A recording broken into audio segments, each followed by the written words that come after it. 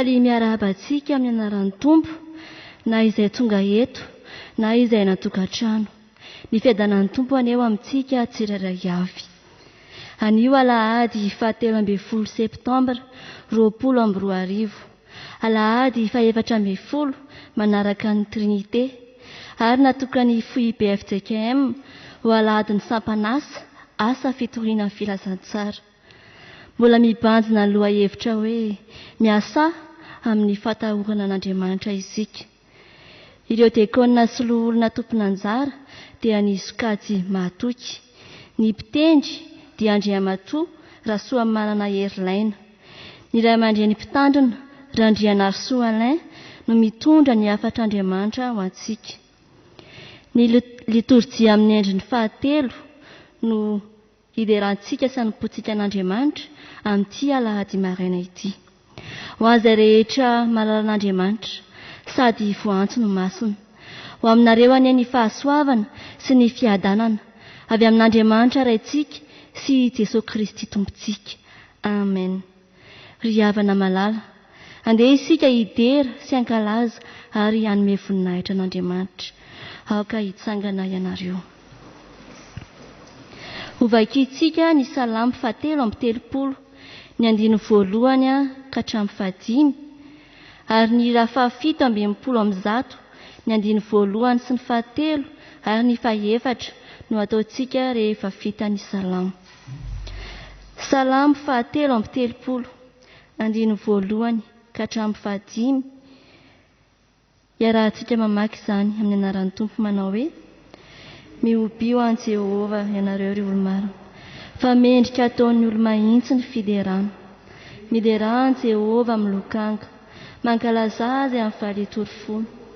Mirafy raha-baovao azy, mitendre tsara amin'ny feo fifaliana, fa mahitsy ny tenin'i Jehova, ary ny asany rehetra dia matoky avokoa. Fifahamarinana sy rariny izy, eniko ny famindrampon'i Jehova ny tany. Amen.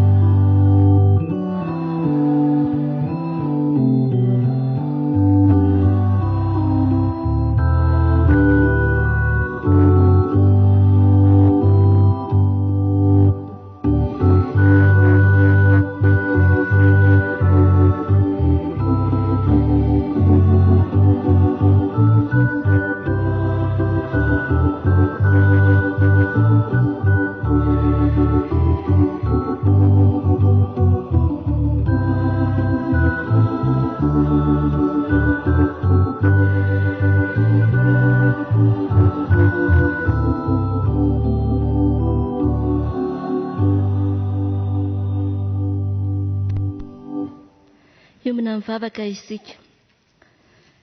Ry Andriamanitra rainay tsara indrindro, rainay amin'ny alalan'i Jesosy Kristy ianao. Mideranao izahay fa Andriamanitra tsara ianao, Andriamanitra masina ary Andriamanitra marina. Mankasitraka noho ny fitiavanao sy ny famindramponao tsy talany, ka niarovanao sy ny tantananao anay, na hatraranay ity alahady maraina ity. Misaotra tamin'ny naloranao an Jesosy Kristy ho tompo sy mpamonjy ny fiainanay. Tsaronay tokoa ankehitriny fa ianao dia tsy mitsaha maneho ny tanamaherinao aminay isan'andro.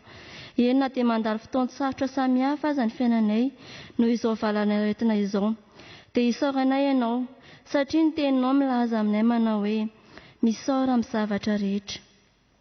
Mahatoky izahay Tompo fa manatrika anay ianao, n'aiza misy anay.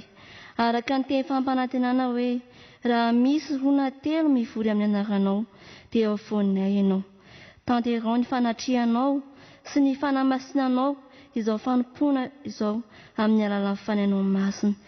Io namanay Tompo izay tsy mba afaka miaraka aminay eto dia ampy mizara ho azy ireny ny fahasoavanao sy ny fiadananao.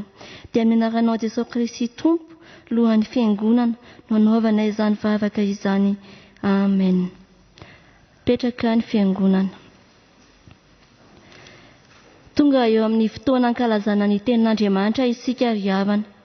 Mialohan'ny hitsanganan'ireo mpanompon'Andriamanitra, hitarika antsika mivavaka sy hamaky ny soratra masina, dia andeha ataontsika ny hira fa 420 ny 1 sy ny 2. Aorianan'izay dia ny hira fa 13 ny 2 no ataontsika eo am-pitsanganana.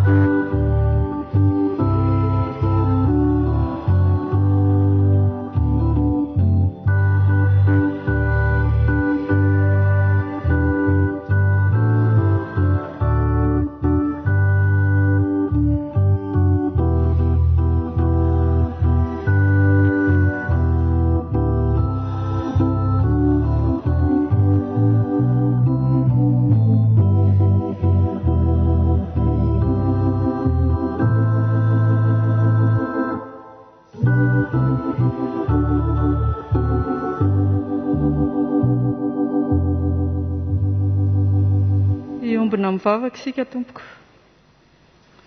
Andriamanitra rainay amin'ny alalan'i Jesosy Kristy, misaotra anao izahay fa mbola miteny aminay mandrakariva ianao. Ko manatrehanay ary ray eo raha maky sy andre ny teninao izahay. Fanahy masinao ane, ampahafantatra anay ny sitraponao, anazava ny sainay. Amin'ny anaran'i Jesosy, ilay teny tonga nofo, ilay teny fiainana, nanaovanay ny vavaka. Amen.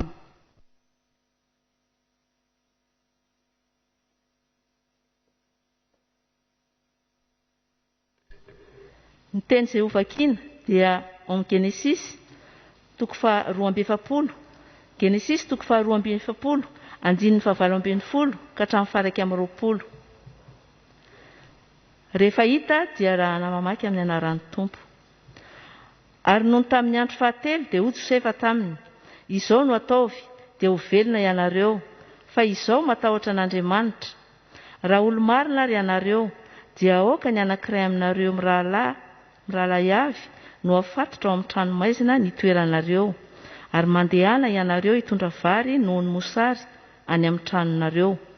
Ary ny zandrinareo faralahy dia ety makaty amiko dia ho hita fa marina ny teninareo ary tsy hovonoina ianareo, ary nataony izany. Dia niresaka hoe izy efa meloka tokoa isika noho ny amin'ny rahalahintsika, satria mahita ny fahorian'ny fanahiny isika raha nitaraina tamintsika izy, nefa tsy mba niaino isika, koa izany no nahatongavany izao fahoriana izao amintsika.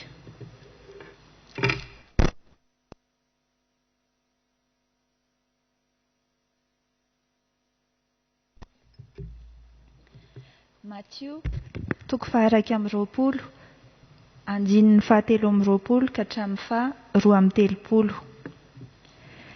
Ary rehefa tafiditra teo akanjan'ny tempolo Jesosy ka nampianatra, dia nanantona azy ny lohampisorona sy ny loholona ka nanao hoe, fahefana manao ahoana nanaovanao izao? Ary iza nanome anao izao fahefana izao? Ary Jesosy namaly ka nanao taminy hoe, izao kosa anontany anareo zavatra iray loha.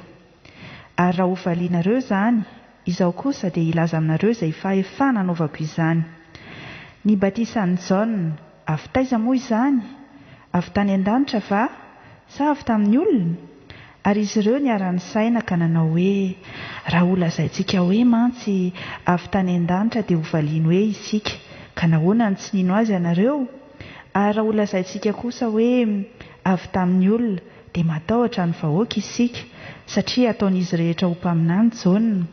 Dia namaly an' Jesosy izy ka nanao hoe, tsy fantatray. Dia hoy Jesosy taminy, izao kosa tsy ilaza aminareo izay fahefana anaovako izany. Fa ahoana kosa no hevitrareo? Nisy lehilahy nanana zanaka roalahy, dia nakeo amin'ny lamatoa izy ka nanao hoe, anaka, andeha miasa any amin'ny tanim-boloboko anio. Fa namaly izy ka nanao hoe, tsy andeha aho. Nefa noho ny afaka izany dia nanenina izy ka nandeha ihany. Dia nakeo amin'ny faralahy izy ka niteny toy izany koa. Ary izy namaly ka nanao hoe, andeha aho, tompoko.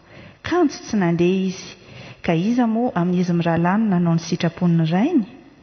Hoy izy, ny lamatoa. Dia hoy Jesosy taminy, lazaiko aminareo marina tokoa fa ny mpamory rehetra sy ny vehivavy janga efa mialohanareo amin'ny fanjakan'Andriamanitra. Fa Jaona nakany aminareo tamin'ny lalan'ny fahamarinana, nefa tsy nino azy ianareo, fa ny mpamory rehetra sy ny vehivavy janga no nino azy. Fa ianareo kosa, na dia efa nahita izany aza, dia mbola tsy nanenina mba hinonareo azy.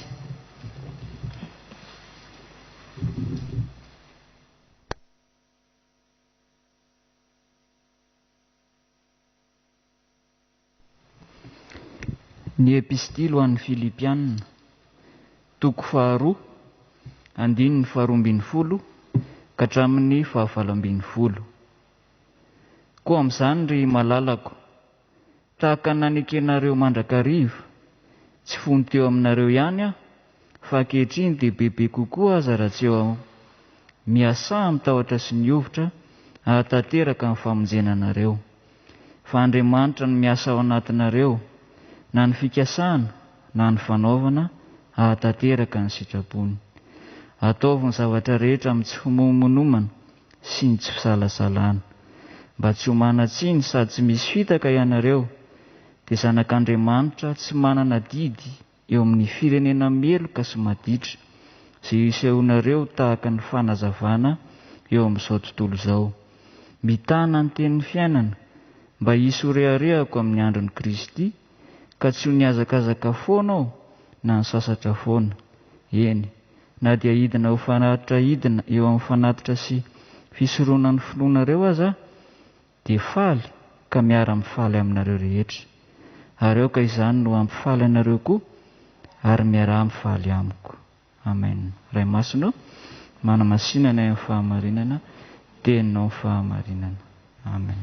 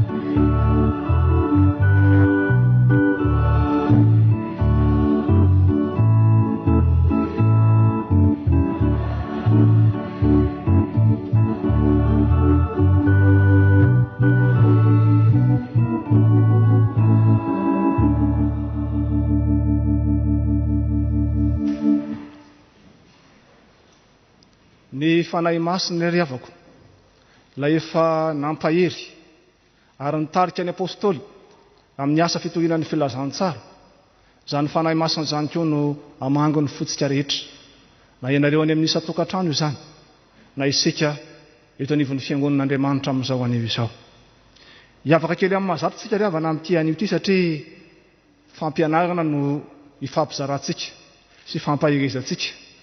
Ary ny lohatenin'izany fampianarana izany dia ny hoe fa Kristy no antony ahavelomako eo amin'ny asa fivelomako. Fa Kristy no antony ahavelomako eo amin'ny asa fivelomako. Ny tenin'Andriamanitra izay eo ataontsika fototra havana eo amin'ny bokin'ny Filipianina toko 2. Filipianina toko 2 ka ny tapany farany amin'ny andininy 12 sy ny andininy 13. Filipianina toko 2 ny andininy 12 tapany farany sy ny andininy 13 ary ny Filipianina toko 1 ny andininy 120. Ndeo vakina amin'ny anaran'ny Tompo izany ry havako mba tonga tokoa izao tenin'Andriamanitra izao hifantsika ao am-potsika tsirairay avy. Miasà amin'ny tahotra sy ny ovitra ahatanteraka ny famonjenanareo. Fa Andriamanitra no miasa ao anatinareo na ny fikasana na ny fanaovana ahatanteraka ny sitrapony. Fa Kristy no antony ahavelomako ary ny fahafatesana no azahoako tombony. Fa Kristy no antony ahavelomako eo amin'ny asa fivelomako. Teny fijoroana vavolombelona mamperitreritra izany ry havako. Zaho sy ianao na mpiasatsika na mpianatra tsika manahoana tokoa. Inona ny antony havelomanao? Ahoana ny fomba fijerinao io asanao io?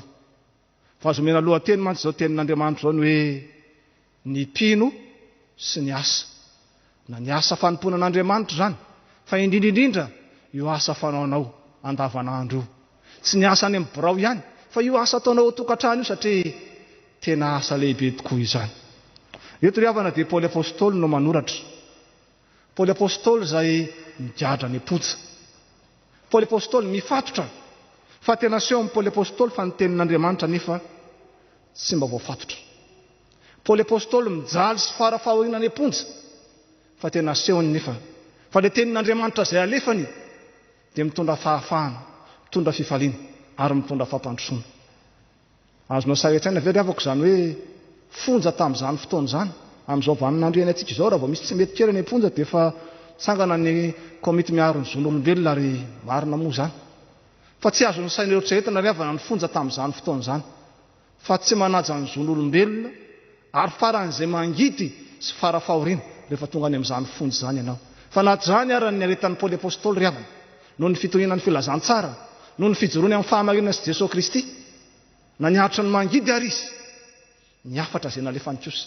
Ny tenin'Andriamanitra izay nalefanao ny fiangonana indrindra fa nytao Filipi dia maneho fifaliana. Ka na ho velona na ho faty dia naseho amin'ny Paoly apôstôly fa niantom-pisiny dia Jesosy Kristy sy ny fitohinan'ny filazantsara niantom-pisiny dia niampahery sy nitarika ny fiangonana amin'ny fanomponan'Andriamanitra. Fa raha ity Filipianina toko 2 manokana ity ry havana indrindra fa ny andininy 12 sy ny 13 dia teny fananarana. Fa teny famporisihana ihany koa hanao tsara ny asan'Andriamanitra, hanao tsara ny asa fivelomana amin'ny joto, tsy amin'ny teritery na amin'ny fimonomononana hoy izy eto, fa amin'ny joto sy amin'ny fitiavana. Tsy noho ny fitiavana vola mankarena ihany, na noho ny fitiavana tambiny ihany, fa indrindra noho ny fitiavana an'Andriamanitra sy ny mpiarabelona. Zavatra telo ry havana no jerentsika amin'ity hoe Kristy ny antony ahavelomako amin'ny asa fivelomako ity. Ny jerentsika voalohany dia izao: ahoana moa ny ambaran'ny soratra masina momba ny asa? Izay andeha ny vitsivitsitsika. Rehefa izay dia jerentsika indray hoe ahoana ny fomba fijeran'ny protestanta izany asa fivelomana izany. Ary amin'ny farany kosa ho jerentsika ilay ahoana tokoa izany hoe Kristy no antony ahavelomana amin'ny asa fivelomana ao andavanandro. Voalohany ary havana izay ambaran'ny soratra masina momba ny asa. Izao ry havana ny tokony tsapatsika. Ny Andriamanitra vavahantsika dia tena Andriamanitra hafakely izy. Ny fiainako sy ny fiainanao dia voarakotr'Andriamanitra miloha avokoa izany rehetrarehetra izany. ary voarakitra ao anatin'ny baiboly tsy misy zava-baovao ty amin'ny masoandro fa ilay Andriamanitra tompony tantara nefa nandamina ny zavatra rehetra talohan'ny misiko sy talohan'ny misina ary raha misika mba manakambara manakariva ny tompo Andriamanitra amin'ny zavatra mitranga rehetra sy amin'ny pianantsika fanatao dia manavetsika vakina ilay ambaran'ny Paoly amin'ny Filipiana toko faharoa ny fahateloambin'ny folo zao voalaza hoe Andriamanitra no miasa ao anatinareo na ny fikasana na ny fanaovana hatateraka ny sitrapony zava-dehibe voalohany ambaran'ny soratra masina zany afaka zao io Andriamanitra ivavahantsika io dia Andriamanitra miasa ary Paoly manambara zany rehefa tonga ny an-trano anaovana dia vakio ny tantaran'ny fahary arian'ny Genesis toko voalohany Genesis toko faharoa vakio andreo mijaona toko fahadimy lila fa ny andehan'ny fafito ambin'ny folo ny Efesianina toko faharoa dia ho hitanao tokoa hoe manahoana tokoa moa zany Andriamanitra ivavahako sy Andriamanitra ivavahanao zany fa Andriamanitra miasa ny Andriamanitra ivavahantsika ary satona ny asany fotsiny Andriamanitra pahary izy avy amin'ny tsy misy mba isy Andriamanitra mpamonjy izy ary naseho tao amin'ny Jesosy Kristy zany fa indrindra Andriamanitra mitondro zao etra zao izy amin'ny alalan'ny fanahy masina mandrapatonga ny fahataperana amin'izao tontolo zao Andriamanitra miasa ny Andriamanitra ivavahantsika ary Jesosy raha teo milaza zany amin'ny Jaona toko 4:12 zay mino aho Jesosy ny asa ataoko no ataony keo ary anao asa lehibe n'io zany ary Andriamanitra miasa ry havako ny Andriamanitra ivavahantsika maro matsy ny olona manana eritreritra hoe ka tsika nke noho ny fahotany Damaseva dia zay ny lasa tsy maintsy esantsika fa dia tena io zany tena voasasitsika tsy ry havako talohan'ny fahalavona dia efa nisy ny asa talohan'ny fahalavon'ny olombelona dia efa ny asa Andriamanitra dikan'izany ry havana tena zava-dehibe ny asa tsy resaka sazy na resaka ozona ny asa fa tena efa ao anatin'ny fandaminan'Andriamanitra ary mijery eto amin'ny soratra masina tsika ry havako teo ny amin'ny filazantsara araka ny Matteo toko 2:20 vakina teo milaza ny amin'ilay lehilahy anankiray nanjanaka roa ary naneraka ny zanany mandeha hiasa any amin'ny tany mboaloboka zava-dehibe eto amin'ny soratra masina ny asa da tsika ireny fanoharana ataon'i Jesosy maro be ireny manohitra Jesosy ny amin'ny mpiandry ondry ny amin'ny mpamafy tena zava-dehibe amin'Andriamanitra ry havana izany asa izany ary ato amin'ny soratra masina ry havana dia zao ny asa rehetrarehetra atao dia misy valiny avokoa misy valiny ny asa rehetra zay atao ndeka tsika mba mamaky andiny vitsivitsy dia vakitsika ary amin'ny Timoty toko faharoa Timoty faharoa toko faharoa ka ny andininy fahaenina zao ny voarakitra ao ny mpiasa tany izay misasatra no tokony voalohany andray ny vokatra ny mpiasa tany izay misasatra no tokony voalohany andray ny vokatra ary ary amin'ny Luka toko 10:17 ara dia mbola voalaza mazavazava kokoa ny tikambara dia zao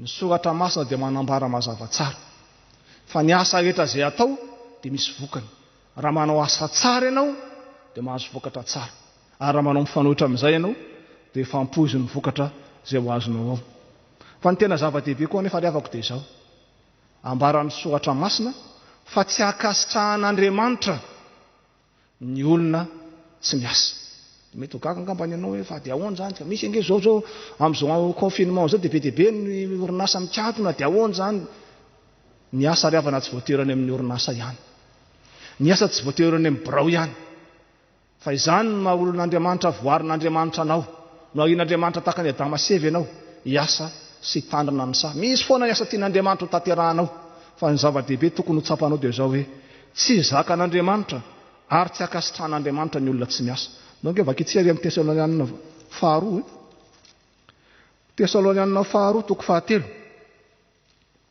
ny andininy 2:10 zao ny voambaran'i Paoly eo fa renay fa misy ny sasany eo aminareo tsy mitoetra tsara ka tsy miasa akory fa mivezivezy foana ka mirarana ny olona aza manao toy izany ary zay manao toy izany no didinay sy anarinay eo amin'ny Jesosy Kristy tompo mba hiasa tsara amin'ny fiadanana ka hihinana izay azy ihany ino moa ny teny Paoly ambara amin'izany teny enjana ry havana io ataony io anambarana fa tena tsy hakasitrahan'ny apôstôly ary tsy hakasitrahan'Andriamanitra ny olona tsy miasa fa ny tsirairay dia tokony hangataka amin'Andriamanitra anana ny asa izay ho tanterahana raha fezany izay rehetrarehetra izay havana dia zao ilay Andriamanitra ivavahantsika amin'ny alalan'ny teniny dia manakambara amin'ny zavatra rehetra izy. Ary isan'izany io asa fivelomanao io manakambara amin'izany ny Tompoandriamanitra. Fa ny faharoa dia izao, andeha ho jerentsika ahoana ny fomba fijery protestanta, tsy asika indrindra zany atao hoe tontolon'ny asa izany. Fomba fijery protestanta. Ny teolojia protestanta rehefa dia milaza mazava tsara fa Andriamanitra dia manam-pahefana amin'ny zavatra rehetra. Souveraineté de Dieu. Tena manana fahefana amin'ny zavatra rehetra Andriamanitra, indrindra fa amin'io asa io. Mety teny angamba ianao ka dia noho ny fianarako indray nazahoako nyity asa ity. Efa niaritry ny mafy anazo nyity asa ity. Tady Dio ry havako. Fa nan'Andriamanitra fahefana ianao. Maika fa io asa fivelomanao io. Anan'Andriamanitra fahefana, eo ambany fahefan'Andriamanitra ary manakambara aminao ny Tompoandriamanitra amin'io asanao io. Anisan'ny fomba ataon'ny olona moa hoe ao jereko ny tananao dia lazaiko ny amin'ny fiainanao, jerena ny tarehanao dia voalaza ny amin'ny fiainanao. Mety marina angamba an'izany. Fa ny an'Andriamanitra koa ry havana amin'io asanao io dia manakambara aminao ny Tompoandriamanitra. Koa amin'ity anio ity, mety izy ianao mba hijery ny asanao. Inona marina ny tena tian'Andriamanitra mba voaraiko amin'ity asa tanterahako ity, fa manakambara aminao ny Tompoandriamanitra. Ary zay no mahatonga hoe tena tsy akasitran'Andriamanitra ny olona zay tsy miasa, fa tian'Andriamanitra hiasa ianao. Tsy voatery asany velany ihany, fa ohatrano be dia be ny asa azo atao ao. Ary hitanao ny toe-tsaina protestanta fa tsy tia protestanta, ny tena asantsika dia ny famoronana. Tian'Andriamanitra ianao mba hamorona asa. Tian'Andriamanitra ianao mba hamorona asa, tsy ho an'ny tenanao ihany, fa ho an'ny manodidina anao ihany koa. Ry havako malalo amin'ny tompo ny fijery protestanta dia izao. Ny zava-dehibe ny tsy protestanta ao anatin'ny asa atao na ao anatin'ny fandrarana izay ataontsika dia ny fanomezana lanja ny aina. Any ny tena zava-dehibe. Eo ihany ny hoe azo tombony, eo ihany ny hoe azo vokatra, fa ny aina ny zava-dehibe. Ny maha olombelona ny zava-dehibe amintsika protestanta. Jereo ny ry havana ny orinasa lehibe ny ampitan-dranomasina ireny, indrindra any Amerika any sy ny Eropa avaratra any. Ny orinasa lehibe mandroso ireny fa jereo mipiasa ao aminy, fa tena manana maizy azy koa. Satria ny en'ireny orinasa ireny izay ny ankamaroany ny protestanta no tompon'izy ireny, ny zava-dehibe aminy dia mijery koa izy ny tombontsoan'ny mpiasa ao aminy. Mijery ny aina, mijery ny maha olombelona, ka tsy ny tombontsoa azy ihany ny tedavina, fa ny tombontsoan'ny rehetra. Ary zany ny fomba fisainana sy fomba fijery protestanta ry havana. Amin'ny protestanta ry havana ny zava-dehibe tsy ny habetsahan-javatra ihany, fa ny kalitaony koa tena zava-dehibe. Ary zany ny fomba fisainana, fomba fiasa protestanta, zava-dehibe ny qualité eo amin'ny asa izay atao. Tsy mainka havita zavatra betsaka, fa ny zava-dehibe dia mahavita zavatra tsara, zavatra mafy, zavatra tena mahate-hidiran'Andriamanitra amin'izay rehetra atao. Ary zany fahatsarana izany ho an'ny protestanta dia izao, eo ihany ny famokarana, fa eo ihany koa ny fifandraisana. Satria ao anatin'ny asa dia misy fifandraisana ao, ary tena zava-dehibe amintsika protestanta zany fifandraisana izany. Na inona vokatra tsara vitanao, raha ratsy ny fifandraisana tamin'ny namoronana an'iny vokatra iny dia tsy zany ny zava-dehibe amin'ny protestanta. Fa ny protestanta ny vokatra anankiray izay vita dia misy tantarany avokoa iny. Ary ny tantarany iny hatrany amin'ny fanombohana azy amin'ny famokarana, hatramin'ny fikaonandona atao ahatonga n'iny vokatra azo iny. Zany ny mampiroborobo ny orinasa protestanta ry havana. Ary zany ny fomba fijery protestanta tokoa mikasika ny asa. Misy moa ry havana ireo mpanitsy fivavahana izay nanambara indrindra hoe manahoana moa zany atao hoe etika protestanta ny asa zany, zany hoe ahoana zany fitsipihana, fitsipitondrantenan'ny protestanta eo anatrehan'ny asa sy eo ampanataterahana ny asa. Ny Lotera dia izao, ny asa dia didy masina, devoir, mitondra amin'ny tombontsoa iombonana. Haika izany ka io asa io ka izany, haika izany io asa ataoko ka izany, tsy ho anahy ihany ka izany, fa rehefa miasa ka izany dia izay tombontsoa azo avy eo kay dia tombontsoa iombonako amin'ny maro, fa rehefa mahazo ny maro dia mba mahazo tombontsoa ihany koa. Zany ny fomba fisainana protestanta izay nampianarin'ny Lotera ry havana. Zany hoe ny tsirairay, ny asa ataon'ny tsirairay dia ho tombotsoan'ny mpiara-belona aminy. Zany ny tena fomba fisainan'i Jesosy. Zany natonga an'i Jesosy ny tena ianareo ny fanasy ny tany. Zany amin'ny alalanao zany no atonga ny tany rehetrarehetra azo siro. Ary zany nataon'i Jesosy, ny Jesosy moa lasa lavitra mihitsy, fa natolony hatramin'ny ainy teo ambony azo fijaliana mba azahoan'izao tontolo izao ny famonjena. Ny Calvin dia izao, ny olona tsirairay dia tokony hiasa, fa tsy hiasa fe-hiasa fotsiny fa miasa ao anatin'ny disiplinina enjana. Zany ny Calvin. Raha mantsika rehefa somary teriterena kely amin'ny asa ataontsika dia ahoana mifaneritery tahaka an'izany, fa ny fomba fiasa protestanta sy ny toe-tsaina protestanta rehefa miasa tena disiplinetsika protestanta ry havako.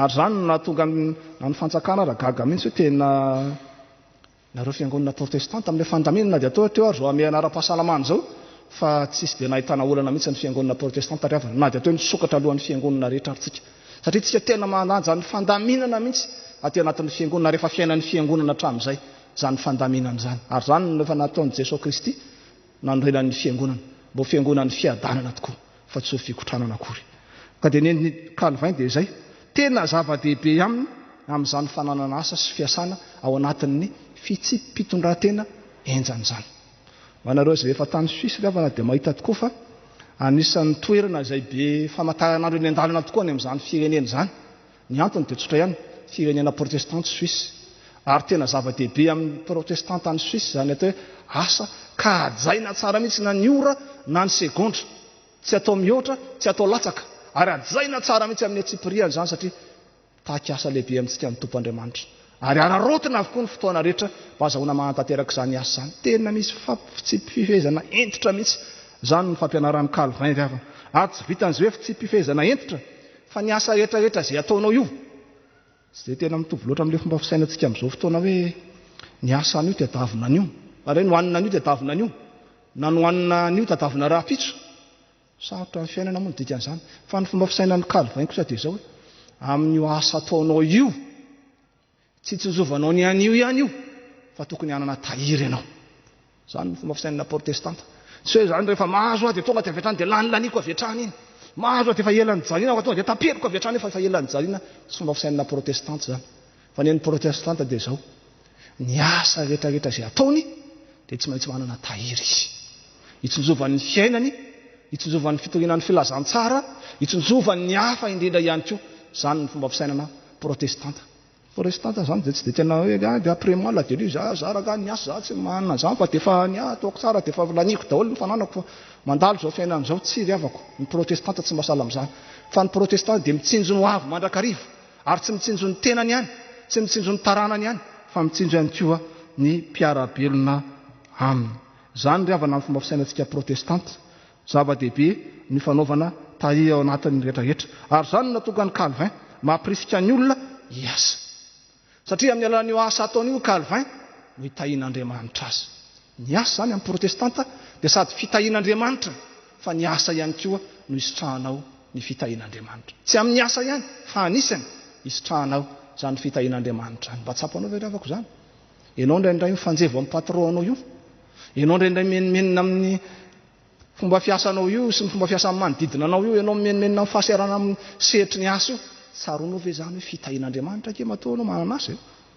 ary amin'io asa ataonao io na dia mafy ary io isitrahanao ny fitahiana avy amin'Andriamanitra zany riavana ny toe-tsaina protestanta ary zany mbola apresian'ny Calvin ny fiangonana mba azoto hiasa tsy amin'ny asa fivelomanao ihany zany fa indrindra amin'ny asa fanomponao an'Andriamanitra ao anatin'izany asa zany ihany koa riavana fitondran-tena momban'ny asa dia ambaran'ny Lotera mazava tsara koa fa hoe rehefa miasa ny protestanta dia manao asa amin'ny fahamendrena tsy hoe tsara ihany tsy hoe vita ihany fa tena mendrika ny tenanao dia nanao ilay asa misy ankeryavana sasany ny asa taony zara raha vita nefa izy mahafinaritra be fa Andriamanitra rehefa namorona antsika nataon'Andriamanitra tahaka ny endriny nataony tsara tsika tahaka izany koa ny tokony asan'ny tanantsika rehefa manao asa hoy Lotera ny protestanta dia manao asa ao anatin'ny fahamendrena na ny fanaovana ny asa na ny asa vita dia tokony mendrika ny voninahitr'Andriamanitra zay rehetrika rehetrarehetra riavana misy nefa zokonjokony misy ny tanora misy mbola voeritrerina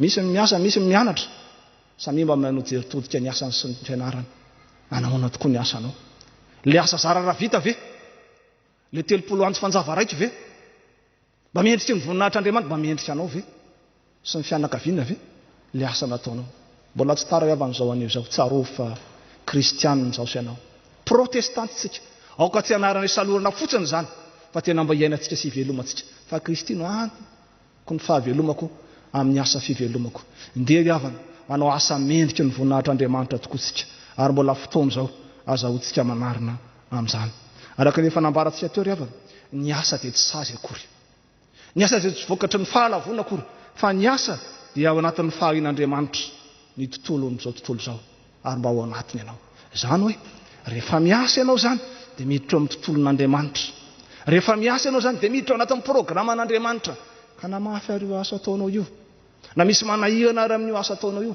na mbola tsy afa-po ianao amin'io asa ataonao io fa mba tehizonitra ianao dia tsy hita izay maharatsy zany no fa tsaro fa programan'Andriamanitra no matoy izao anao.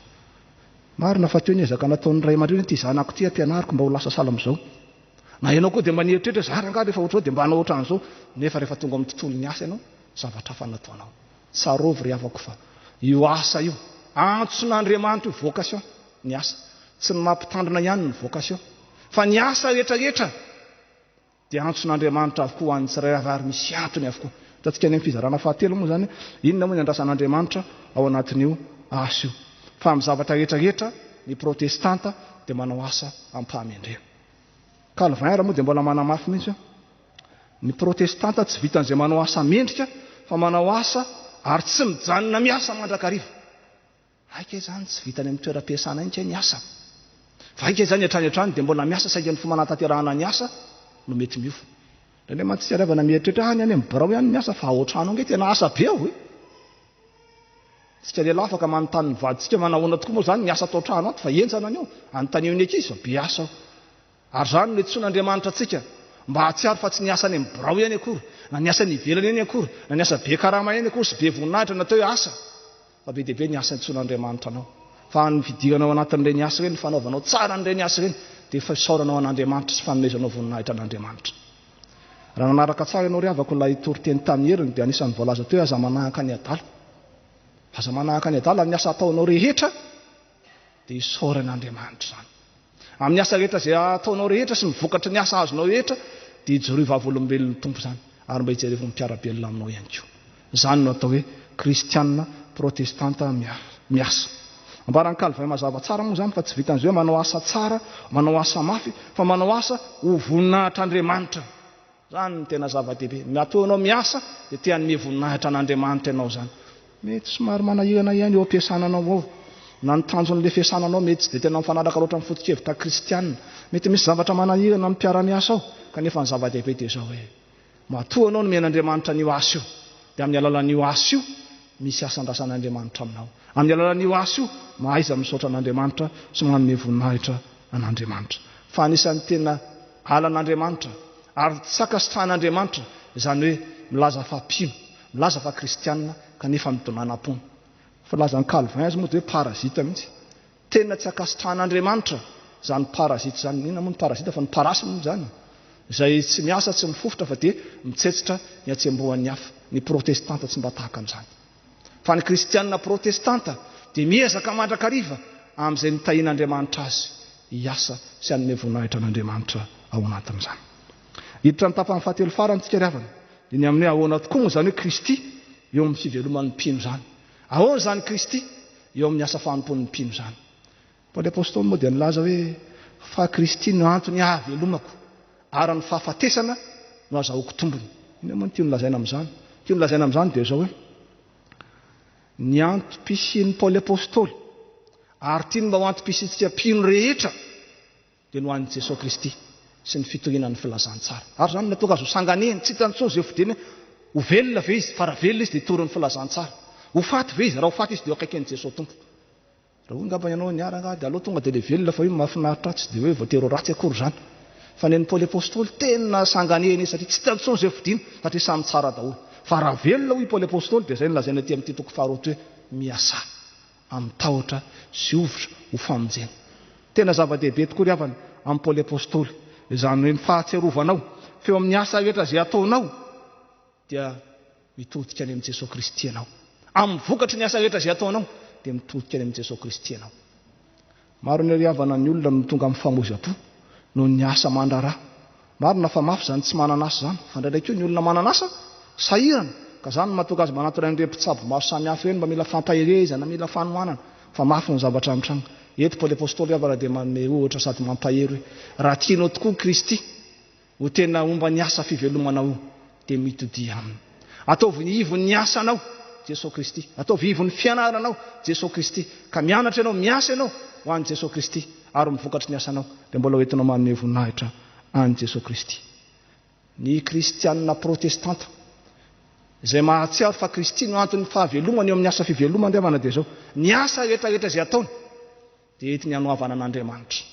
Ary ahoana moa ny alalàna fa mahakatoa an'Andriamanitra ianao dia asehony zany amin'ny fankatoavana ireo lehibe eny amin'ny sehetry ny asa, ireo mpiara-miasa. Zany nge maha-protestanta ny protestante tsy anarana hoentina fotsiny ny atsika fa anarana feno fanajana, fa feno fahavononana ihany koa anaja fandaminana. Nandray ary mety fandaminana kely tsy dia mifanaraka amin'ny eritrerititsika fa zany ny protestanta. Mba androsony ny orinasa, androsony ny fikambanana dia manaja ny fandaminana ary zany maha-protestanta ny protestanta. Ary mbola iaina tsy hatra tia-piangonana moa zany. Fa napaka-hevitra rehetra tia-piangonana indray mety misy ohatra mba tsy dia tiako loatra fa tsika manaja fandaminana. Rehefa zay ny tapaky ny maro dia zay ny tsika fa hitarihan'ny fanahin'Andriamanitra dia samy tsika ambavaka amin'ny fanatanterahana izany. Amintsika kristianina riavana dia zao io asa tsika io dia tsy manandevo. Hoana moa zany manandevo zany? Zany ilay asa ataonao zany dia lasa enda lasa tena manetra ianao. Any fitan-dranomasina moa misy an'ireny orinasa lehibe ireny izay manana mpiasa maro izy. Ka rehefa maro ny mpiasa dia samy manana ny andraikiny tsirairay avy. Ny sasany mety hoe misery bolao fotsiny ny asany dia manomboka amin'ny 7 maraina ianao zany fara-patokany amin'ny 7 alina dia misery bolao. Tonga ny an-trano mbola mety misery bolao hatrany am-pandrina tsy fantatra tsony hoe misy bolao serena tokoa ve samy misy inona. Lasa manimba ny fiainan'ilay olona ilay asa fa amintsika protestanta tsy mba tahaka an'izany. Fa rehefa mitodika eo amin'ny Jesosy Kristy ianao, apetraka eo amin'ny Kristy ny asanao dia ain'Andriamanitra mandamina ny fiainanao. Ka ny stressin'ny asa dia any amin'ny asa ihany zany fa tsy tonga ny atokantrano. Fa any amin'ny asa dia efa vahan'Andriamanitra zany. Ianao mihitsy ary nampian'Andriamanitra mba hamaha ny vesatra izay mahazo ny mpiara-miasa aminao. Zany nge riavana ny tanjon'Andriamanitra aminao ny asa ataonao io. Mba hatonga an'izao tontolo izao tokoa eky hoe fa izy ny tomponareo, fa hononareo mahotaka an'izao. Indray mantsy riavana rehefa tonga any amin'ny sehetry ny asa any dia be dia be tsika lasa manara-dren'ny rano fotsiny. Ahoana moa zany manara-dren'ny rano fotsiny zany? Manao tsy mety ny olona fa manatay azo tombontsoa dia iny koa fa manao tsy mety. Manao zavatra hafa ny olona mba azahoana zavatra hafa dia iny koa fa manao zavatra hafa. Ry kristianina protestanta amin'io asa zay ekenao io fa avy amin'Andriamanitra mieteza mba hijoro vavolombelon'ny tompo amin'io asanao. Mijoroa amin'ny fahamarinana mandrakariva na mandeha amin'ny tsy fahamarinana ary ny olona. Alao ary ataon'ny olona dia io koa dia tena diso masina loatra dia pastera be dia ny olona rehetra efa manano dia izy mbola eo ihany tsy riavako. Sika resy lahatra fa rehefa miasa sika dia asa ao anatin'ny fahamendrenana ataontsika na manomboka ao tokantrano zany, eo amin'ny fiarahamonina zany, hatrany amin'ny birao samihafa izay misy antsika any. Tena miasa ny protestanta ary resy lahatra mihitsy izy fa amin'ny alalan'io asa ataony io no sehatra iantson'Andriamanitra azy mba hijoroan'ny vavolombelon'ny tompo. Anisan'ny tena mahomby ane riavana zany hoe fitoriana filazantsara ataon'ny mpiara-miasa zany amin'ilay dinidinika ataontsika amin'ny paozy iny, amin'ilay fahitan'ny olona anao mijoro amin'ny fahamarinana iny, amin'ilay fahitan'ny olona tena miasa mafy iny, amin'ilay fahitan'ny olona anao fa mandefitra iny anao tombotsoany maro.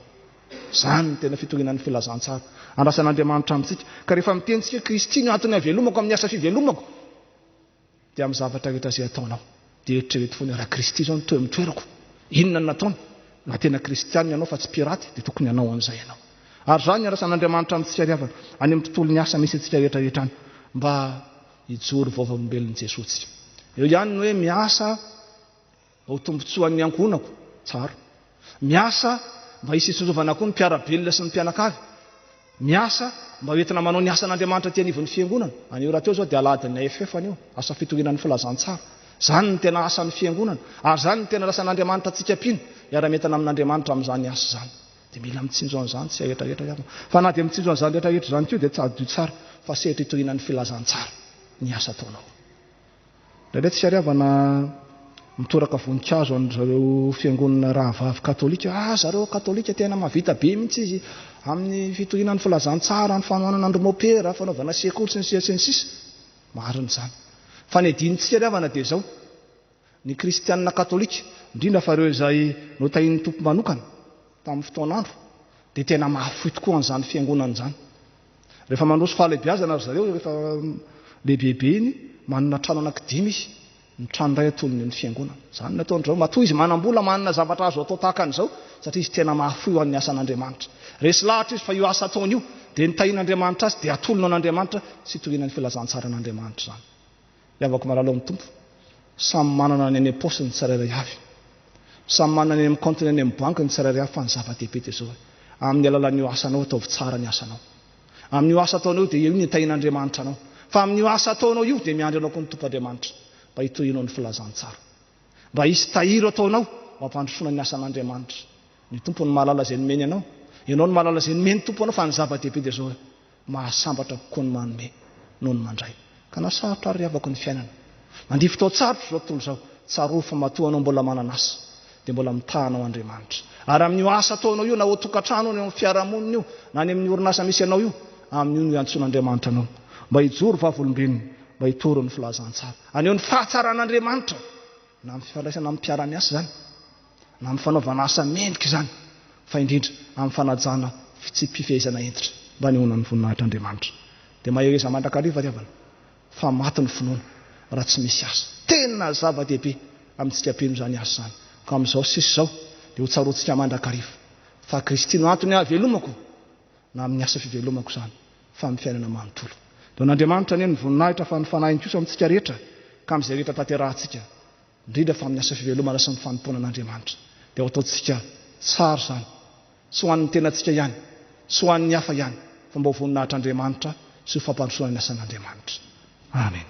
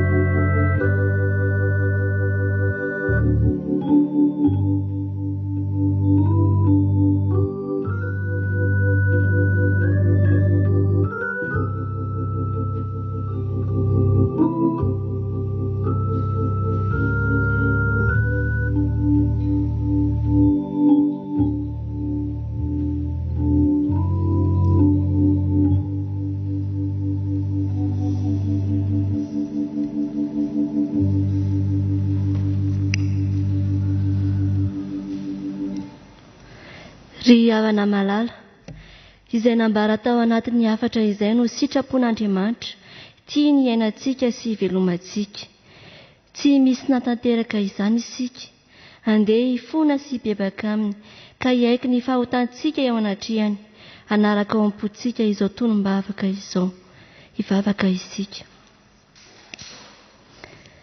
Ry Andriamanitra ray famindram-po misaotra anao izay ny amin'ny sitraponao izay tianao iainanay sy hivelomanay. Nambaranao indray tamin'ity anio ity fa ianao Jesosy Kristy no antony hahavelomanay eo amin'ny asa fivelomanay tsirairay avy. Ka izany asa izany tokoa Tompo dia didy masina apetraka ao aminay mba hijoroanay vavolombelona fa tena kristiana izahay. Ny asa dia programanao Andriamanitra eo amin'ny fiainanay. Andriamanitra miasa ianao ka mampianatra anay hiasa amin'ny fatahoranao sy ampahendrena. Mampianatra anay hanao asa mendrika sy lavorary. Mampianatra anay hitodika sy aneo anao Jesosy Kristy eo amin'ny asa ataonay ka ho voninahitrao izay rehetra asa ataonay. Manoloana izany indrindra nefa dia tsy mendrika izay, tsy mba mijery ny hafa izahay eo amin'ny asa ataonay fa ny tenanay ihany no hitanay. Hany ka rehefa miasa izahay dia indraindray ataonay ampahazarana izany. Tao tsy tsapanay fa ianao Andriamanitra dia manam-pahefana amin'ny zavatra rehetra ka tsy hainay mitodika aminao Jesosy Kristy rehefa tojo olana izahay eo amin'ny asanay. Mangataka aminao izahay Ray Masina, tantano izahay hiara-mandeha aminao ka ka ny rano Jesosy Kristy zanakao any no anadio sy anafaka anay amin'ny ota rehetra. Havaosy ny fanahinay ho fonena ny fanainao masina. Indreto izay Tompo, miondrika eto anatrianao, tsy miafina aminao ny tsy fahatanterahanay, koa enoary ny vavaka mangina ataonay, satria matoky izahay fa ny fotorotoro sy mangorakoraka dia tsy ataonao tsinotsinona.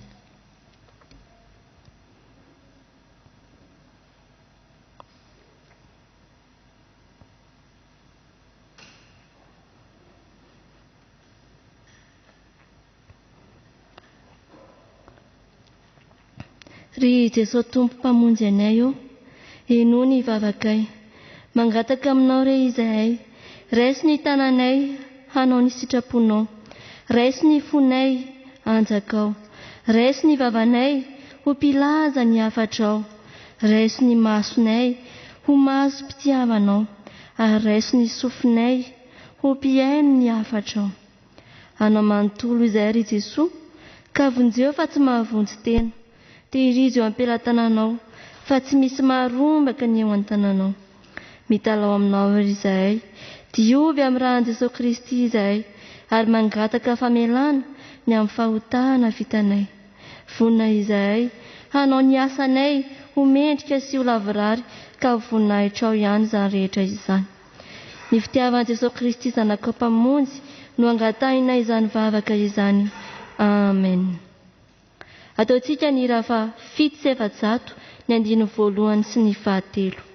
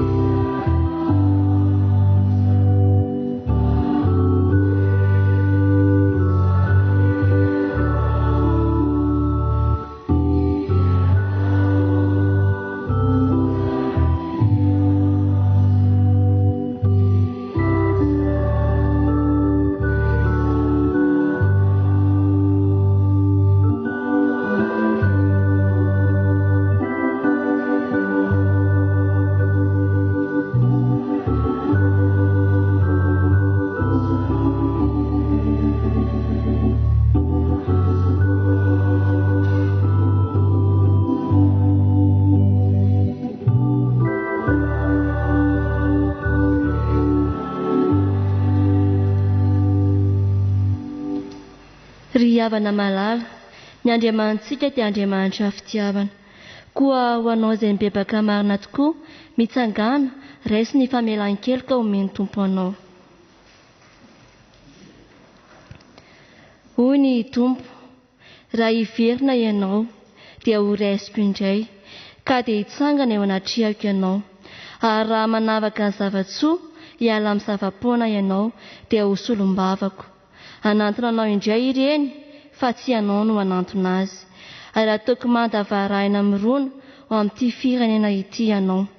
Hiady aminao izy, nefa tsy aleo anao. Fa momba anao, amonjy sy anafaka anao aho i Jehovah, ary anafaka anao amin'ny tanany ratsy fanahy aho, sy hanavitra anao amin'ny tanany papahory. Ary hoy izy taminy, mandehanana amin'izao tontolo izao ianareo ka mitoriany filazantsara amin'ny olombelona rehetra. Amen. Voavela ny elokareo noho ny anarany masina miderany Tompo. Sambatra ny olona izay voavela ny elony sy voasarona amin'ny fahotany. Sambatra ny olona izay tsy sain'i Jehovah ary tsy misy fitaka ny fanainy. Amen. Taontsika ny hira 720 ny 12.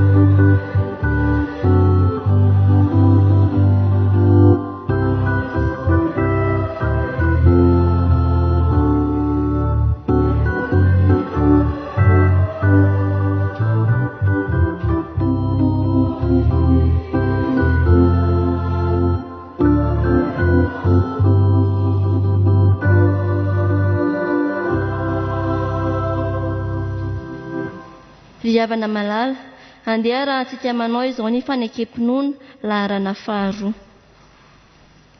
Manao hoe, isika mino an'Andriamanitra iray, ray tsy toa, mpanao ny lanitra sy ny tany, ary ny zavatra rehetra, na ny hita na ny tsy hita, ary an Jesosy Kristy Tompo iray, Zanalahy tokan'Andriamanitra, nateraky ny rainy talohan'izao rehetra izao, ny mazava avy amin'ny mazava, Andriamanitra tokoa avy amin'Andriamanitra, nateraka fa tsy natao, miray amin'ny zavatra rehetra, izy no nahariana izao tontolo izao, noho ny amintsika olombelona, sady ho famonjenantsika, dia nidina avy tany an-danitra izy, ary natao fanahy masina nofo avy tamin'ny Maria Virjiny, dia tonga olona izy, nombona tamin'ny hazo fijaliana, fanavotana antsika tamin'ny nanapahana amin'ny Ponty Pilato izy. Nitsangana tamin'ny maty tamin'ny andro.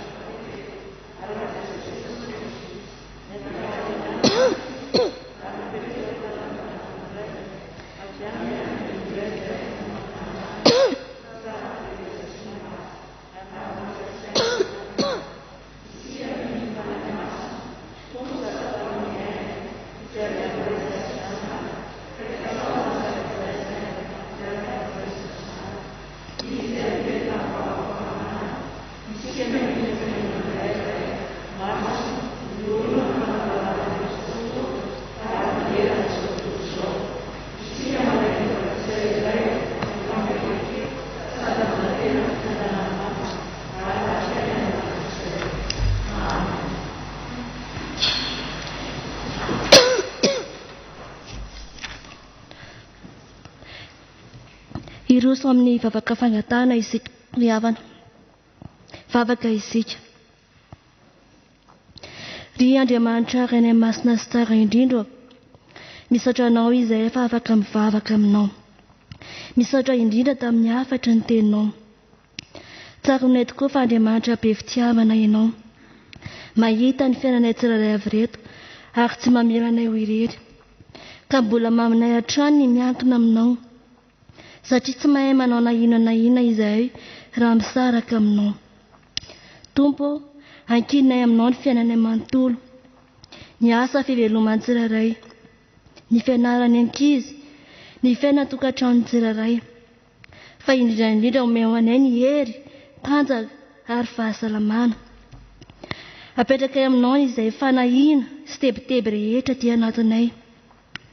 Ao ihany koa ny ady hatrehinay, hamarino ny teninao, fa ianao ny ady ho anay, fa izay kosa angina.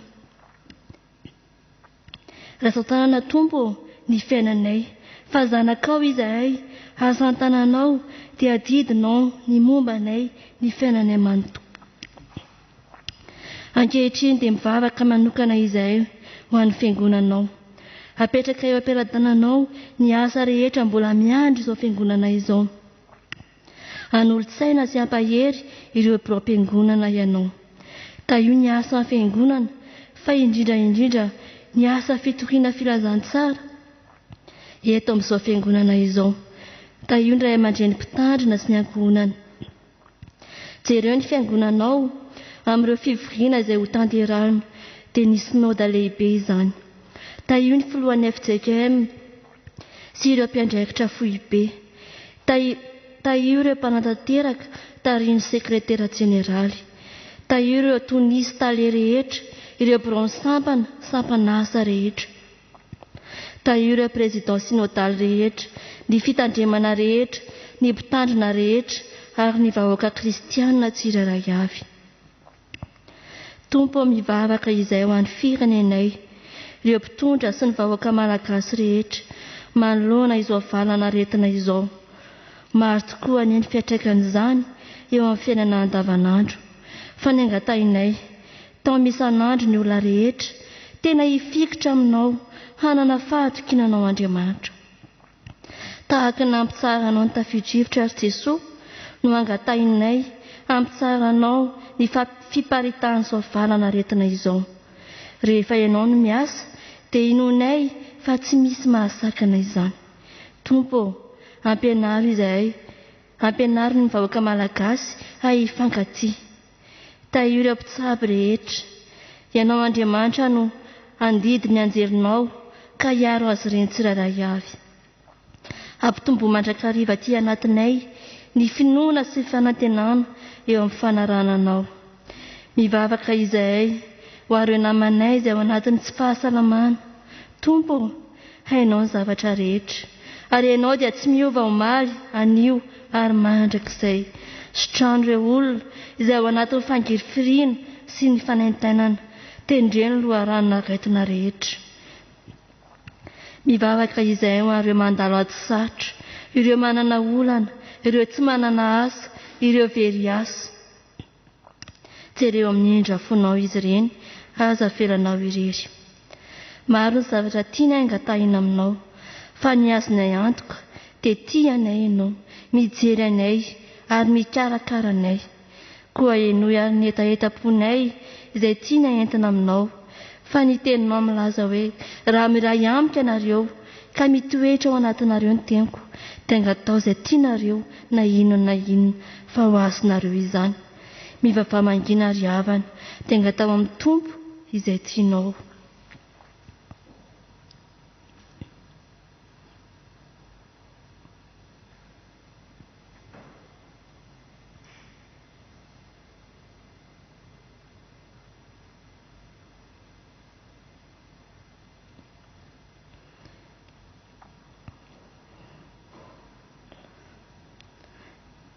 Misaotra Tompo, fa mihaino vavaka ianao ary mamaly vavaka.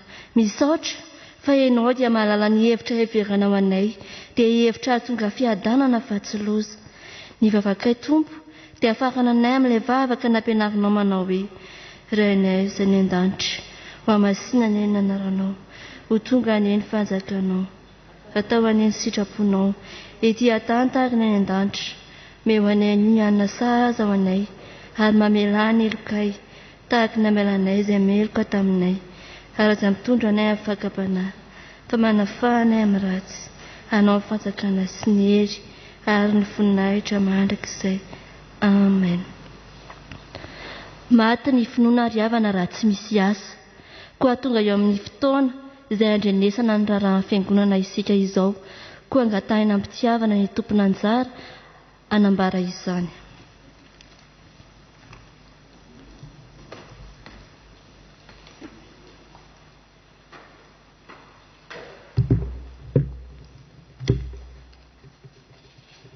Tonga eo amin'ny fotoana ilazana ny raharaha sy ny asan'ny fiangonana isika riavana.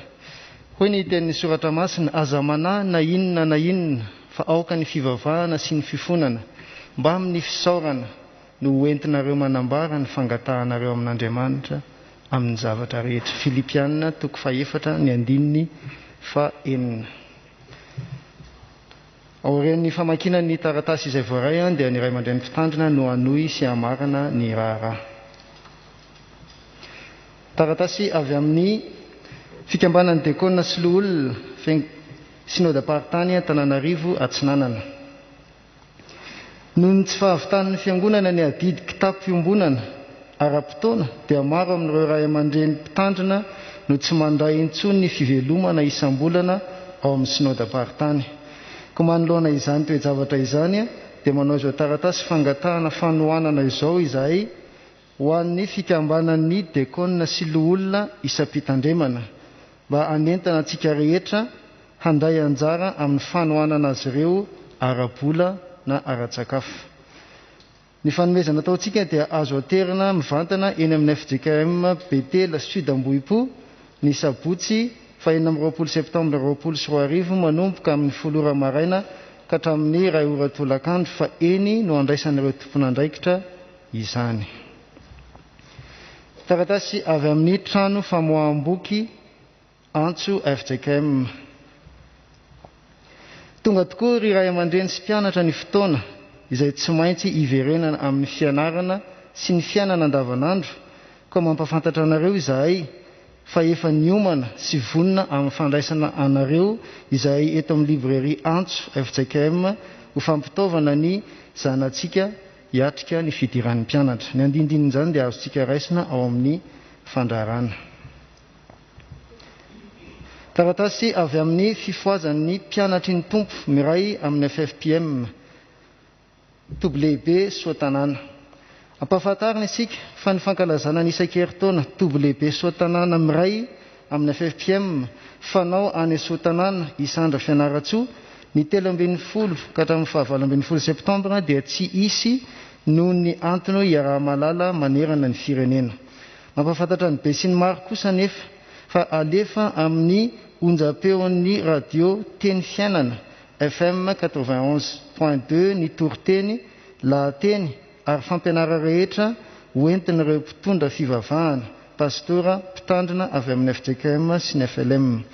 Azo arahana amin'ny FB WB Soatanana FFPM sy youtube.com WB Soatanana koa ny sary mifanandrify amin'izany.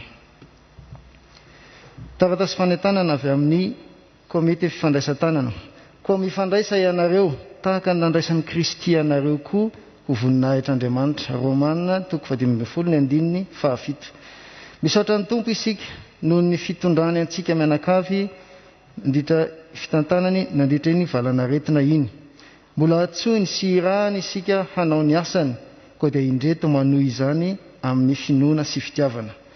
Koa miantso ny sampana sy ny sampanasa, ny fikambanana sy ny voamera, ny loolona sy ny dekona, ary indrindra ny mpandray ny fanasan'ny tompo rehetra hiara-ientana hitrotro-mbavaka ny fotoana ary iombona amin'ny ezaka ara-bola ho atao alatotosana ny fotoana rehetra ho voninahitran'Andriamanitra, na izay ireo mbola tsy nahavita nantotosa ny fetim-bokatra fa indrindra ny ahafahana hiatrika ny fifandraisan-tanana amin'ny ray aman-dreny mpitandrina mianakavy. Misy ny fafana milaza ny antsipirian'ny fandaniana rehetra izay ho zaraina amin'ny fotoana manaraka mba hiomanan'ny tsirairay araka izay tandrify azy. Ny soratra masina mampatsiahy antsika hoe tsarovo ny mpitondra anareo izay efa toro ny tenin'Andriamanitra taminareo. Hebreo 13:7. Ny fahendrena sy ny fitaizana voaraintsika teto Ambavahadimitafo koa dia nampianatra antsika hanome sy hahafoy araka izay hitratra, satria misy mahafoy nefa mitombo fananana hatrany. Ohabolana 12:4. Filazana fanorena tokantrano. Ramatoa Razafiarisoa, Andriamatoa Andriambelo Ramarikoto, Ramatoa Ratompomalala Arinosy, Ramatoa Razafimahefa Doreta, Andriamatoa Ratsitoaina Albert, Ramatoa Razafimahefa Voahirana dia afaly mampafantatra anareo fa anamasina ny fanambadiany inaina Andriambelo sy Miora Ratsitoaina ny 7 volana Oktobra 2024 amin'ny 10 ora maraina ao amin'ny FJKM Ambatomena. Ilazana isika riavana fa misy ny mofinaina izay amidy ao ivelan'ny fiangonana. Filazana ho an'ny katekumena.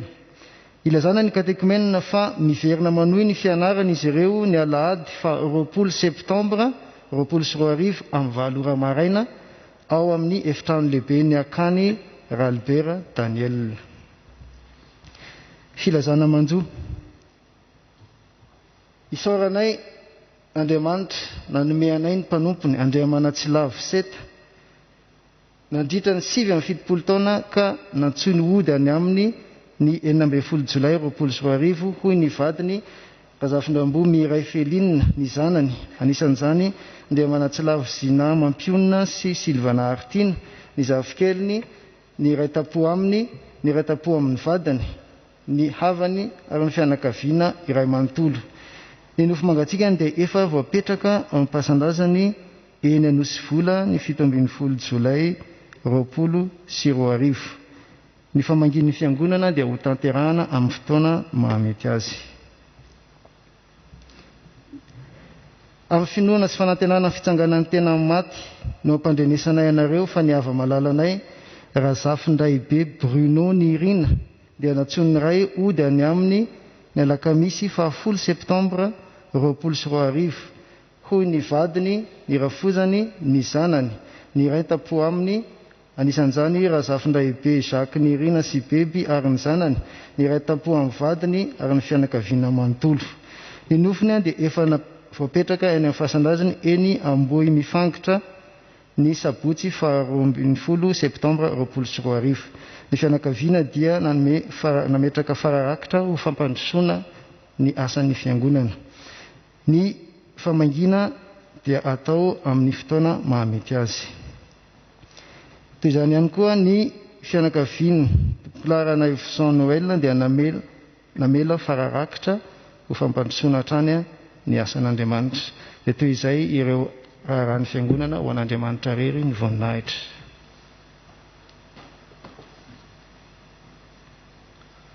Maraly hatrany ny fiadanan'ny tompo ry havana ho aminao, na ianao izay ny tokantrano izany, na ho antsika tao anatin'ny tranon'Andriamanitra ry havana.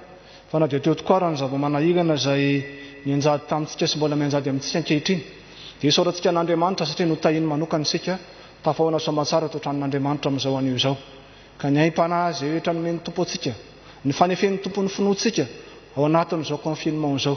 Mba ho raisitsika tokoa ny izany ka mbola ho tohizantsika hoe tsika manompo sy manome voninahitra n'Andriamanitra. Ary ny indrindra ny fitiavantsika ny fiangonana sy ny fanoanantsika ny fiangonana dia tena zava-dehibe tokoa izany. Ankasitrahana ny tompo ary ankasitrahana antsika rehetra raha ampaherezana antsika satria ny asan'ny tompo dia mitohy mandrakariva. Tsika olombelona no misy hoe confinement na misy koa ny hoe congé, fa ny asan'Andriamanitra tsy mba tahaka an'izany. Fa misy mandrakariva ny asan'ny tompo ary tsy mitsahatra miasa ny tompo sy ny fiangonana. Koa izaho sy ianao ho andrasan'ny tompo amin'izany. Koa mahafoiza ho an'ny asan'Andriamanitra ary isaorana anao mialoha ny fitiavanao ny asan'Andriamanitra sy ny fiangonana. Io indrindra ry havana no ankasitrahana antsika satria natao hoe nandalo fotoan-tsarotra tokoa raha ny firenena sy izao tontolo izao. Indrindra tsika fiangonana Ambavahadimitafo dia mba tahaka an'izany ihany koa. Maro ny zavatra nianjady tamintsika tao aoka nefa isaorana ny tompo fa ny asa rehetra izay napetraka dia tanteraka soamantsara ho voninahitry ny tompo. Isaorantsika n'Andriamanitra izany ary ampaherezana antsika mandrakariva satria tsy mijanona hatreo akory ny asa. Any manokana dia aladin'ny AFF, asa fitohinan'ny filazantsara. Izany no tena voalovaran'ny fiangonana, tena asa mialantsika fiangonana. Koa izany mbola nentanana antsika rehetra ry havana. Mba sy miarasantsika anjara na vavaka na fanaona arabola, indrindra ny fanolorantsika tena sy ny fiomanantsika fa tsy maintsy ho avy ny ora sy ny fotoana indray. Izay nitson'Andriamanitra tsy sy andrahan'ny tompo antsika amin'izany asa masina izany. Ny faharoa ry havana, ny tompo dia nampiomanana ny mpianany fahaizaisan'ny vahoaka ny anao azy hoe combien bien ianareo, fa tsy fantatrareo ny andro izay vian'ny tomponareo. Ho avy ny tompo, mila miambiny tsika, mila miomany tsika, mila mivonona mandrakarivotsika ary mila mitandrina ihany koa tsika ao anatin'izany fiarasana ny fiavian'ny tompo izany satria maro ny zavatra manahirana mitranga. Tsy resaka afa-tsy mivalana retina amin'ity anio ity ry havako. Maro ny mieritreritra ka dia efa afaka fa dia efa milamina tsika izao tsy ry havako. Tsika pino miandro ny fiavian'ny tompo, miambina, tandrina mandrakarivotsika. Zao mandrakariva ny fihepetra maro samihafa mba fisorohana na ny fiparitahan'ny aretina na ny tsy azahoana ny otrika aretina. Dia zao mandrakariva indrindra fa ny fahadiovana, zava-dehibe izany. Mariky ny fahadiovan'ny fotsika, mariky ny fahadiovan'ny finoantsika dia asehontsika miendrika hita maso amin'ny fanasan-tanana izany.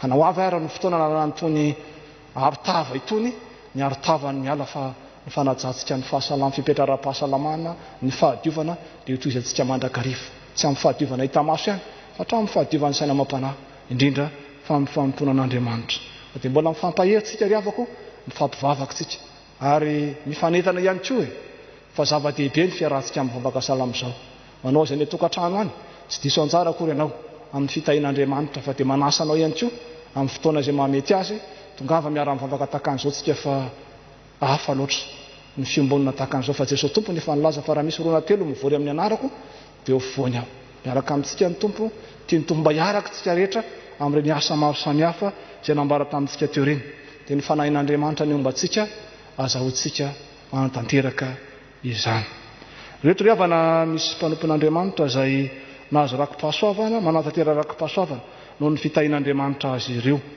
rakim-pisaorana vola 120,000 ariary ho fanomezam-boninahitra an'Andriamanitra noho ny fahasoavana ka nahatonga azy somatsara eto tanin-drazana araka ny sitrapon'Andriamanitra sy ny teniny izay voalaza ao amin'ny obolana 417 manao hoe ny fon'ny olona mihevitra tsara ny aleny fa Jehova ihany no mahalavorary ny diany mangataka vavaka fitahiana ho an'ny ankonako ray manontolo na ny eto toerana na ny ivelany ary dia ny voninahitra ny ho an'Andriamanitra irery ihany faharoa ry havako ary ny zanako sy ny asan'ny tanako dia aoko adidiko ihany Isaia 2:1-10 isaotra ny Jehova lalandava eo ambavako mandrakariva ny fiderahana azy salama fa 4:3 manolotra rakim-pisaorana raha etsy ariary ho an'ny fiangonana amin'ity anio tokoa ry havana dia misy ny avantsika manamanjo izay mampaheresitsika aorianan'izao fiaraha-mivavaka izao dia niteraka tompoko lahy raha naivison Noël izany dia samy efandamina isika rehetra amin'izany famangina izany ny fianakaviana dia androso mialoha ety anoloana ety rehefa mirava izao fiaraha-mivavaka izao mialohan'ny amaranantsika ety filazana raha ty ry havana dia misy zavatra roa voalohany indrindra misy ny avantsika izay andao antsika vetivety mba hiaraka amin'ny ankonany any ampitan-dranomasina dia hoentintsika mbavaka izy fa ny faharoa ihany koa hoentintsika mbavaka ihany koa pasteur Randriana Solelina satria hifarana amin'ity volana Septambra ity ny fiarahany amintsika amin'ny alalan'ny stage zany dia miraha soa azy eo tsika dia mampahery-tsika fiangonana samy mifampitondram-bavaka indrindra moa zany ho an'ny pasteur Elena manokana satria mbola ao anatin'ny fianarana izy mbo mitsangana kely no pasteur mindraindray dia tsy hitany olona nirina io moa izy zany tahaka ny fanaontsika ry havako rehefa misy havatsika manao stage eny amintsika ireny dia manentana anao ary havako arak'izay azonao atao satria ao anatin'ny fanatanterahana mihitsy zao hiditra taona 5 famaranana ao anatin'ilay asa tena mahafinaritra dia mba manentana anao ary havako mba afaka manoana azy na ambavaka na raha torevitra na raha enti-manana ihany koa tahaka ny efa fanaontsika dia makasitraka atsika mielo ry havako dia miraha soanao ihany koa pasteur fa mbola ho avy moa ny fotoana ifafitsofatsika rano ao anatin'izay dia eo ihany ianao zany dia mangataka ny ramatory Randriana Arvelo Chantal ihany koa mba hitsangana eo amin'ny toerany dia miraha soanao ihany koa moa zany tahaka ny pasteur Elena na ito toerana ianao na andeha any ampitan-dranomasina dia tsy mifanadiny mandrakarivintsika ary tenin'ny tompo anareo mirahavavy dia hoe mahereza sy matanja aza matahotra na mivady fo fa mbanao ny tompo-Andriamanitra ao amin'izay rehetra alehanao hivavaka isika ry havako misaotra indrindra ry tompo-Andriamanitra no ny amin'ireo mpanomponao izay nahazo fitahiana ka manatanteraka rakim-pisaorana tamin'ity anio ity na ny eto toerany zany ny any ampitan-dranomasina dia samy ahatsiaro tokoa nefa Andriamanitra manarika ny rehetra ianao ary ny fitahianao dia ampy mizara ho an'ny rehetra dia ianao nomba azy ireo mandrakariva tompo azahoan'ny mijoro vavolomberinao na amin'ny asa indrindra fa amin'ny finoana na iza ny rahanao azy ireo ary tsy ho azy ireo ihany tompona angatahana izany fa ho an'ny fiangonanao fa indrindra reto mpanomponao mirahavavy reto ao pasteur Elena izay hitsahatra amin'ny asa fizaran-draharaha amin'ny faran'ny volana izao ao ihany koa Chantal izay hamonjy ny ankonany any ampitan-dranomasina any dia ianao tompo nomba azy ireo atserovany mandrakariva fa na hito toerana izy ireo na ny ampita dia eo anilany mandrakariva ianao Jesosy ary ny fiangonanao dia mivavaka azy ireo mandrakariva sy mandrakizay ary tsy ho azy ireo ihany tompona angatahana izany fa ho anay rehetra ihany koa mba samy ahatsiaro tokoa fa samy mandray fitahiana avy aminao ary rahanao mba ho vavolombelonao ny anaranao Jesosy naminona izany mivavaka izany ary angatahana indrindra ny fanahinao hitarika anay azahoany manatanteraka izay rehetra tandrify anay tamin'izay nambara teto na izay atao tranonao zany fa indrindra izay any amin'isa tokantrano amin'ny anaranao Jesosy naminona izany mivavaka izany misaotra tompo amen afaka mipetraka ianareo dia ho an'Andriamanitra eo eny ny voninahitra fa ny fanahin'ny koso amintsika rehetra azahoantsika manotanteraka izay tandrefentsika tamin'izay rehetra nambara teo.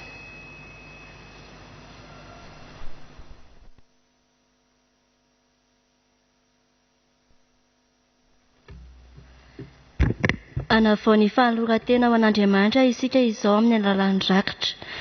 Eo am-pitsanganana nanaovantsika ny hira faha-efatra amby roapolo ao amin'ny firana fanampiny.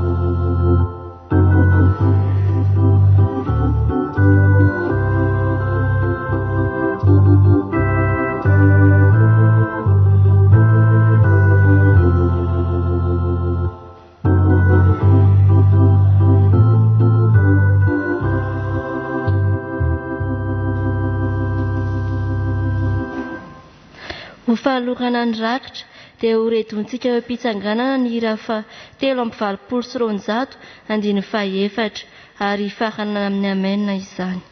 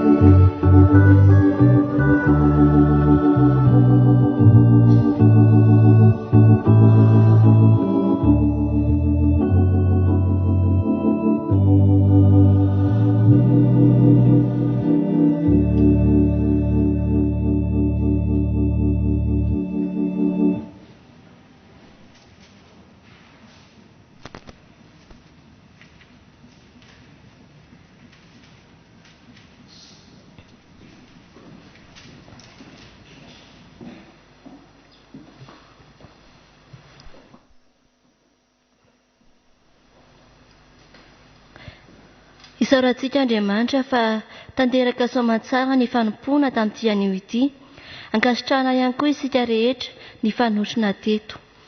Amarana ny fotoana isika mialohan'ny andrasantsika ny tsodrano izay atolotry ny iray aman-dreny mpitandrina dia eo am-pitsanganana nanaovantsika ny hira 7:700 ny ny andiny voalohany sy ny faharoa.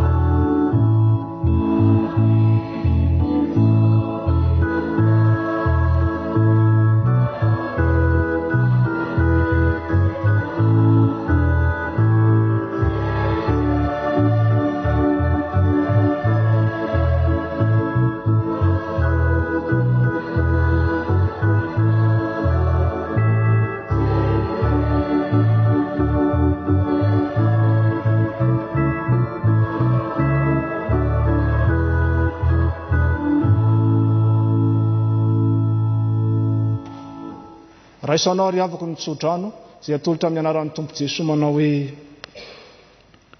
koa tomoera tsara ka azony ny fampianarana izay nampianarana anareo na tamin'ny teninay na tamin'ny epistilinay ary Jesosy Kristy tompontsika sy Andriamanitra raitsika izay efa tiantsika ka nanome antsika ny fampiononana mandrakizay sy ny fanantenana tsara amin'ny fahasoavany no ampionona ny fonareo anie sy ampahery anareo amin'ny asa sy ny teny tsara rehetra voninahitry ny anarany. Amen. Petraka anareo hariva afaka mangina isika.